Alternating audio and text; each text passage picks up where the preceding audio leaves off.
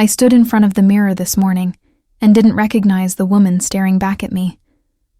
Not because I'd aged, though the lines around my eyes tell stories I've tried to forget, but because for the first time in 38 years, I saw someone alive, someone guilty, someone torn between two worlds, and I don't know which one is real anymore. My name is Margaret. I'm 61 years old, and I've done something I never thought myself capable of, something that's ripped my life into pieces so small, I don't know if they'll ever fit back together. And the worst part? I'm not sure I want them to. Let me take you back to where this all started, because I need you to understand that I'm not a bad person. Or at least I wasn't. I've been married to Richard for 38 years. We raised two beautiful children, David and Emily, who are now grown with families of their own in Seattle and Boston. Richard's a senior accountant at a firm in downtown Chicago, and I've been a homemaker for most of our marriage, with a brief stint as a kindergarten teacher before the kids were born. On paper, we had the perfect life. The house in Oak Park with the white picket fence. The retirement account that promised us golden years of travel and relaxation. Sunday dinners that became quieter and quieter as the years wore on. But somewhere between mortgage payments and parent-teacher conferences, between Richard's late nights at the office and my volunteer work at the community center, we stopped being husband and wife and became roommates who shared a last name. When was the last time Richard looked at me and actually saw me? Really saw me, not just the woman who picked up his dry cleaning or reminded him about his mother's birthday? I couldn't tell you. Maybe 5 years ago. Maybe 10. The days had blurred together into a routine so comfortable it felt like suffocating. If you're feeling something stir inside you right now, if this story is already pulling you in, do me a favor and click that subscribe button. I need to know I'm not alone in this, that someone out there understands what it's like to feel invisible in your own life.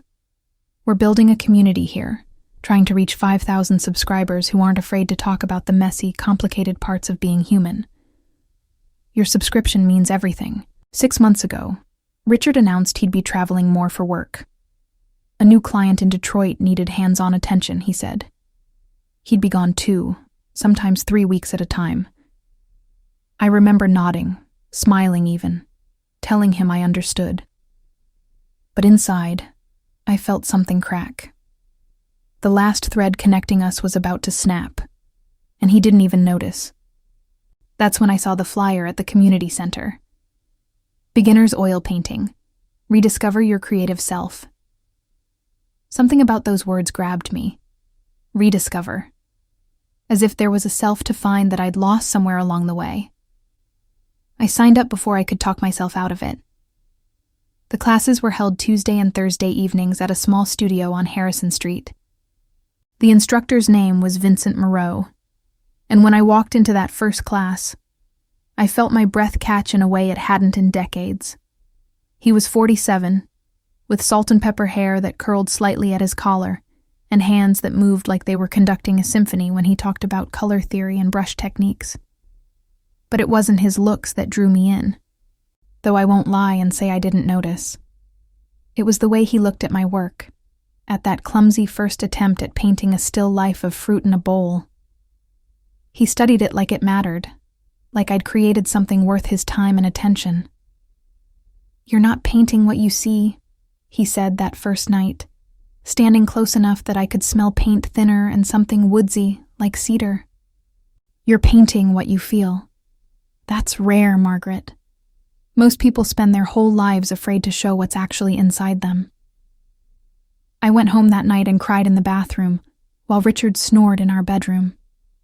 Vincent had seen something in me that I didn't even know was there anymore.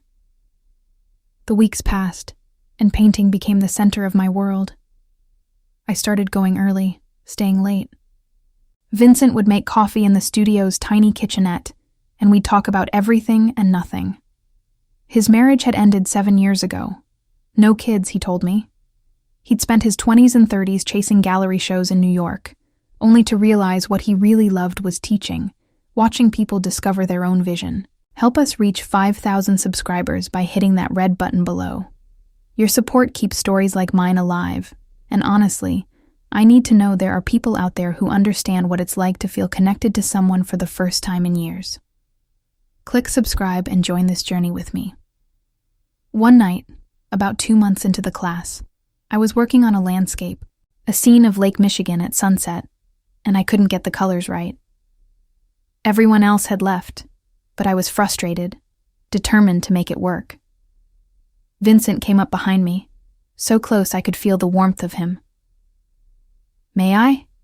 he asked, and I nodded, not trusting my voice. He placed his hand over mine, guiding the brush, and suddenly the painting came alive. But I wasn't thinking about the painting anymore. I was thinking about how long it had been since someone had touched me with such attention, such care. "There," he said softly, his breath warm against my ear. "You see it now?" I saw everything. I saw how small my life had become. I saw how Richard and I had been performing a marriage instead of living one. I saw this man beside me who made me feel like I was 25 again, full of possibilities. We didn't cross any lines that night. We both knew what was building between us, and we both knew how dangerous it was. I drove home with my hands shaking on the steering wheel, feeling equal parts exhilarated and terrified. Richard called from Detroit that night. "How was your day?" he asked. The same question he'd asked for 38 years in exactly the same tone. "Fine," I said, the lie burning my tongue. "How's the client?" We talked for 7 minutes. I timed it. 7 minutes after nearly 4 decades of marriage, and neither of us had anything real to say. The next class, Vincent and I stayed late again. And the one after that. We were dancing around something inevitable, both of us knowing it, but neither of us willing to be the first to step over that line. Until the night Richard called to say he'd be staying in Detroit for 3 weeks straight, maybe 4. "This client is demanding," he said, and I heard something in his voice I couldn't quite place. Guilt, exhaustion, or maybe just indifference. "I hope you'll be okay on your own." "I'm always on my own." "Richard," I said before I could stop myself. Silence on the other end. Then, "What's that supposed to mean?" "Nothing. I'll be fine. I have my painting class." "Right, your painting thing." He said it like I'd taken up collecting stamps or doing crossword puzzles. Something to fill my empty days. That Thursday, after class ended and the studio emptied, Vincent locked the door and turned to me. We stood there, looking at each other across 15 feet of paint-splattered floor, and I knew we were both about to fall off a cliff. If you're still with me, if you're feeling this tension as much as I felt it that night, please take a second to click subscribe. We're so close to 5,000 subscribers, and I want this community to be a place where we can share these difficult, beautiful, complicated moments of life without judgment. Your subscription helps make that happen. "I should go," I said, but I didn't move. "Margaret," Vincent said, and the way he said my name made something inside me break open. "Tell me to stop. Tell me you don't feel this too, and I'll never bring it up again. We'll go back to teacher and student, and I'll respect that boundary." I opened my mouth to tell him exactly that. To be the good wife, the faithful partner, the woman who honored her vows even when her husband seemed to have forgotten they existed. But what came out instead was, "I can't." He crossed the studio in 3 strides, and when his hands cupped my face, when his lips found mine, I felt something I thought had died years ago surge back to life. It wasn't just desire, though God knows that was part of it. It was being seen, being wanted, being treated like I was something precious instead of something familiar and forgettable. We didn't go further that night. We kissed like teenagers, clumsy and desperate, and then we pulled apart, both breathing hard, both knowing we'd just changed everything. "I can't do this to Richard," I said, though my hands were still gripping Vincent's shirt. "I know," he said. "But Margaret, when's the last time you felt alive?" Really alive? I couldn't answer, because I didn't know. Maybe before the kids were born. Maybe before I realized that marriage wasn't the romance novels promised, that it was laundry and bills and silent dinners and sleeping back to back in a king-sized bed. Over the next 2 weeks, while Richard was in Detroit, Vincent and I fell into something I can only call inevitable. We were careful, discreet. He came to my house only once, when I knew none of the neighbors would see. We met at his apartment more often, a loft space above a bookstore in Wicker Park, full of canvases and the smell of oil paint and turpentine. What happened between us wasn't just physical, though I'd be lying if I said that wasn't part of it. At 61, I discovered muscles I'd forgotten I had, discovered that my body could still respond with passion, that I could still feel desired and desirable. But more than that, Vincent wanted to know me. He asked about my dreams, the ones I'd set aside when I became a mother and a wife. He listened when I talked about wanting to travel to Paris and visit the museums, about the novel I'd started writing in my 30s and abandoned. He made me feel like my thoughts mattered, like I was more than just the sum of my roles. But the guilt. Oh God, the guilt was crushing. Every time I came home after being with Vincent, I'd see the wedding photo on our mantel. Richard and me at 23, so young and full of hope. I'd see the family pictures documenting decades of life together. David's graduation, Emily's wedding, Christmases and birthdays and ordinary Tuesdays that had built a history I was now betraying. Please subscribe if you understand how complicated this is, how it's possible to love someone and still feel utterly alone with them. We need to reach 5,000 subscribers, and your click helps build a space where we can be honest about how messy life gets. Hit that subscribe button and be part of this community. I tried to end it with Vincent 3 times. The first time, he just held me while I cried and said he understood. The second time, we lasted 2 days before I was back in his apartment, my resolve crumbling the moment I saw him. The third time, he got angry. "Stop punishing yourself for wanting to be happy," he said. "Stop treating yourself like you don't matter." I'm 61 years old, Vincent. I have grandchildren. I have a life. Do you, though? Or do you have Richard's life? When was the last time you did something just for you? When was the last time Richard asked what you wanted? I didn't have an answer. Richard came home after 3 weeks, and I'd prepared myself. I'd practiced my normal face, my normal voice. I'd hidden every trace of Vincent from my thoughts, buried him deep where Richard wouldn't see. But Richard barely looked at me when he walked in. He was distracted, checking his phone constantly, making excuses to go out for coffee or drive to the office even though it was Saturday. Something was off, but I was so consumed with my own secret that I didn't press. That night, lying in bed with Richard's back to me as usual, I felt Vincent's absence like a physical ache. I missed the way he looked at me. I missed the conversations that lasted until dawn. I missed feeling like myself instead of like someone playing the role of Margaret the wife. 2 days after Richard returned, Vincent texted me, "I miss you. Tell me you feel the same." I stared at that message for 10 minutes. Then I typed, "I can't do this anymore. I'm sorry." And I blocked his number before I could change my mind.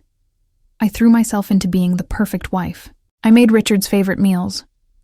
I suggested we watch movies together. I even initiated intimacy one night, something I hadn't done in years. Richard seemed surprised but responsive, and for a moment, I thought maybe we could fix this. Maybe I could forget about Vincent and remember why I'd loved Richard in the first place. But 2 weeks later, everything imploded. Richard had left his phone on the kitchen counter while he was in the shower. It buzzed with a text, and I glanced at it out of habit. The preview showed, "Missing you already. Last night was amazing. Diane." My heart stopped. I picked up the phone, hands trembling, and I did something I'd never done in 38 years of marriage. I opened his messages. The affair had been going on for 2 years. 2 years. Diane worked at the Detroit office. They'd been together dozens of times, all under the guise of Richard's business trips. The messages were explicit, loving, talking about a future together. "When are you going to tell her?" Diane had asked 3 months ago. "I'm tired of being your secret. I'm going to ask you to do something for me right now. Click that subscribe button. I need you with me for what comes next." We're building toward 5,000 subscribers, and this community is about supporting each other through the impossible moments. Please subscribe and stay with me. When Richard came out of the shower, I was sitting at the kitchen table with his phone in front of me, my face wet with tears I didn't remember crying. He stopped dead in the doorway. "Margaret." 2 years, I said. My voice sounded strange, distant. 2 years, Richard.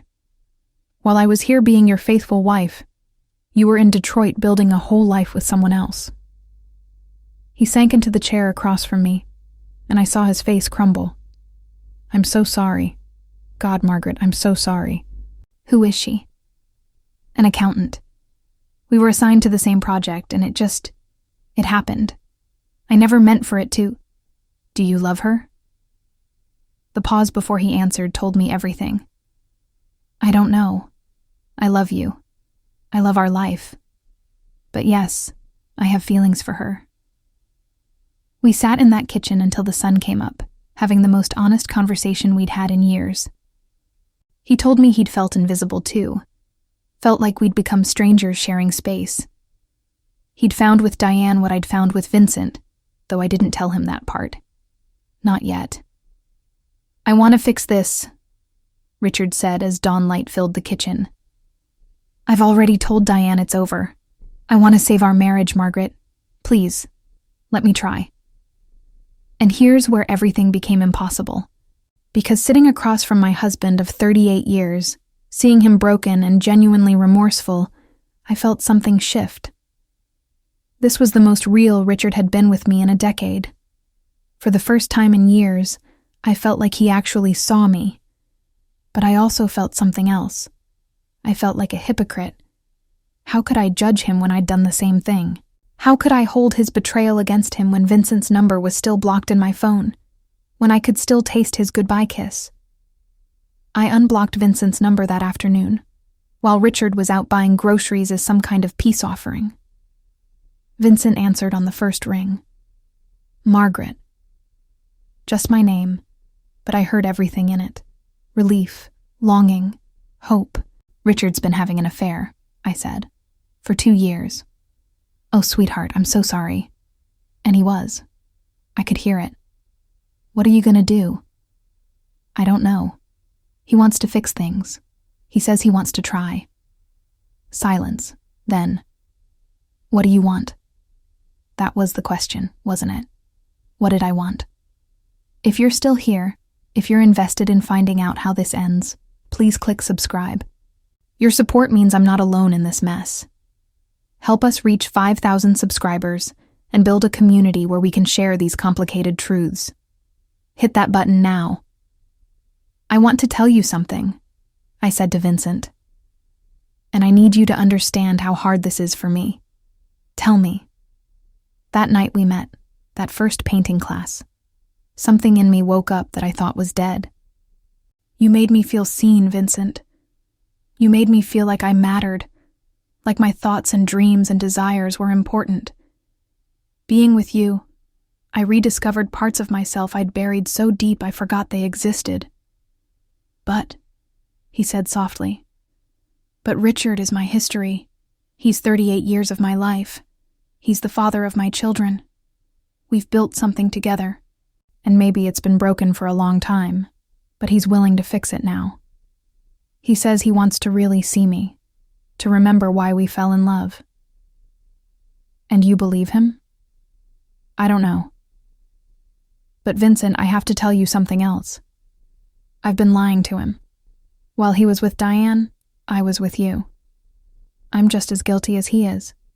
Maybe more, because I knew what I was doing was wrong, and I did it anyway."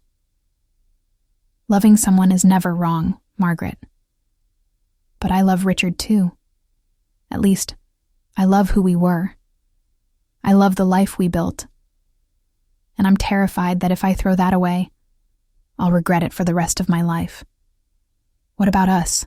Vincent asked, and I could hear his heart breaking through the phone. What about what we have? What do we have, really? A few stolen weeks? Passion that might burn out once reality sets in? Vincent, you're 47. You have your whole life ahead of you. You could find someone younger, someone without all this baggage and history and guilt. I don't want someone younger. I want you. I want the woman who paints her feelings instead of what she sees. I want the woman who talks about Paris like it's a living dream. I want the woman who laughs at my stupid jokes and challenges my opinions on impressionism. I want you, Margaret, exactly as you are. I closed my eyes, tears streaming down my face. I need time. I need to figure out what I'm doing. How much time? I don't know. He was quiet for a long moment. Then, I'll wait. But Margaret, please don't sacrifice yourself for a marriage that was already broken. Don't choose security over happiness.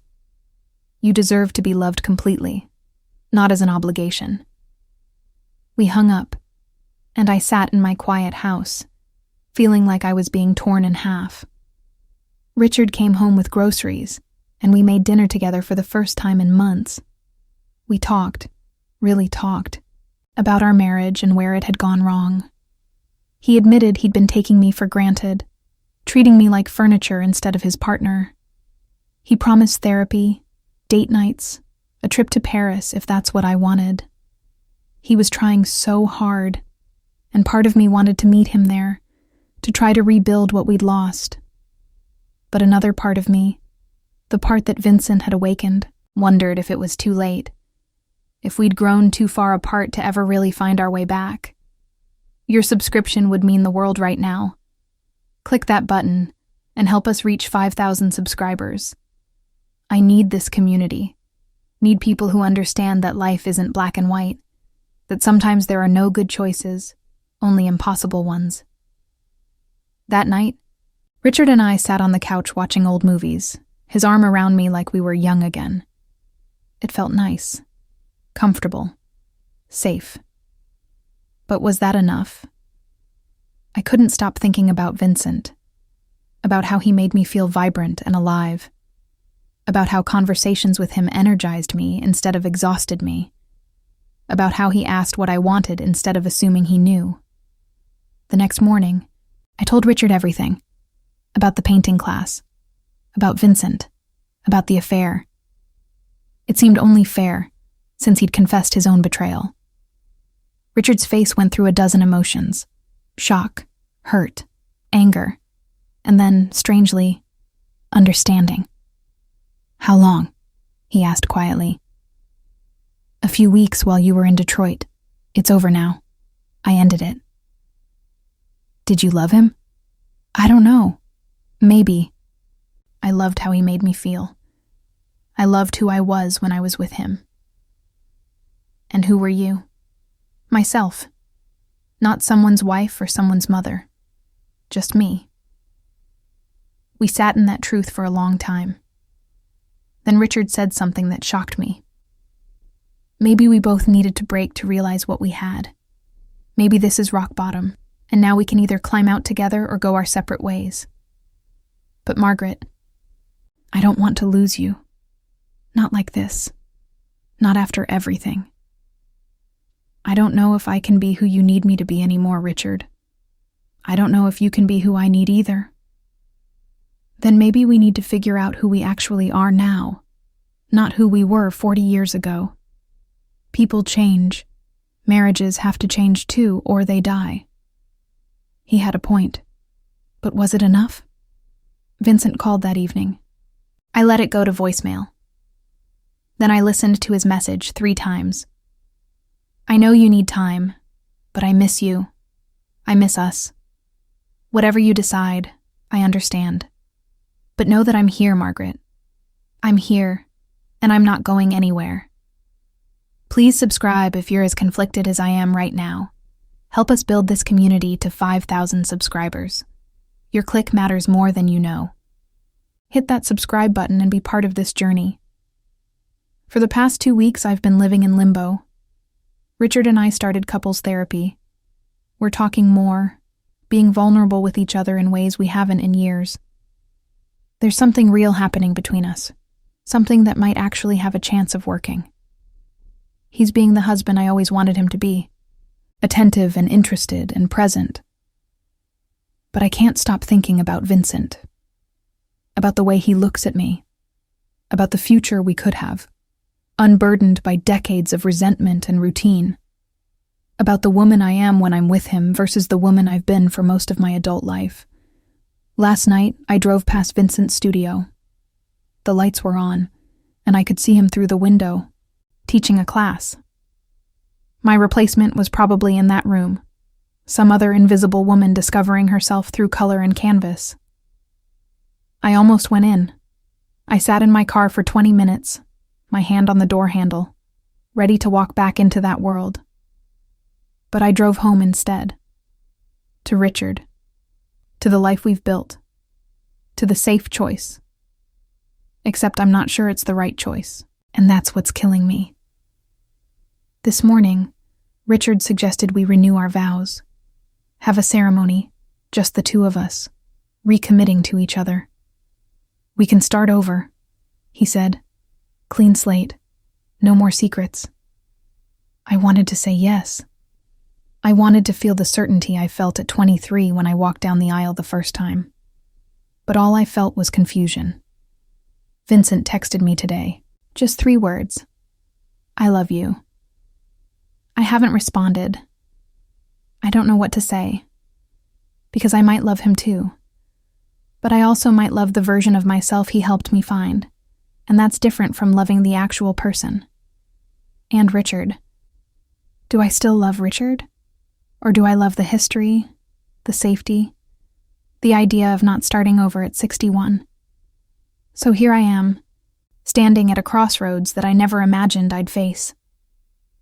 On one path is Richard, 38 years of shared history, our children and grandchildren, the comfort of the familiar, and the possibility of rebuilding something real from the ashes of what we broke. On the other path is Vincent, passion and discovery, being seen and valued, the terrifying thrill of starting over, and the chance to live as my authentic self. Before I ask you for the last time to subscribe, to help us reach that 5,000 subscriber goal that means we're building something real here, I need to tell you why this matters. Why your subscription, your engagement, your presence in this community is so important. Because I'm not alone in this. Somewhere out there, you might be facing an impossible choice too. You might be questioning whether security is worth sacrificing happiness. You might be wondering if it's too late to become who you were meant to be. And I need you to know that you're not alone either. Click that subscribe button and be part of a space where we don't judge, where we just hold each other through these impossible moments. The truth is, I still don't know what I'm going to do. Richard is trying so hard, and there's something beautiful about that, something worth honoring. But Vincent woke something in me that I can't put back to sleep. He showed me that I'm not done living, that there's still passion and purpose and possibilities ahead. Do I choose the man I've built a life with, hoping we can rebuild what was broken? Do I choose the man who helped me remember who I am, risking everything for a chance at real happiness? Or is there a third option I haven't seen yet? Something that doesn't require me to choose between my history and my future. Tomorrow, Richard and I are supposed to meet with the therapist again. Tomorrow, I'm supposed to give Vincent a final answer. Tomorrow, I'm supposed to decide what the rest of my life looks like. But tonight, I'm still torn, still terrified, still hoping that someone out there can tell me what to do when there are no good choices, only different shades of heartbreak. So I'm asking you, the people who've stayed with me through this entire mess, who've listened to my story without judgment, what would you do in my place? Would you choose the history or the passion, the safety or the risk? Would you try to rebuild what's broken, Or would you start fresh even knowing you might fail? Leave your thoughts in the comments. Tell me what you think I should do. Because right now, I genuinely don't know. And maybe that's the answer itself. Maybe the fact that I'm this conflicted means I shouldn't choose either path. Or maybe it means I should flip a coin and let fate decide. What would you do? What would you choose? I'm listening.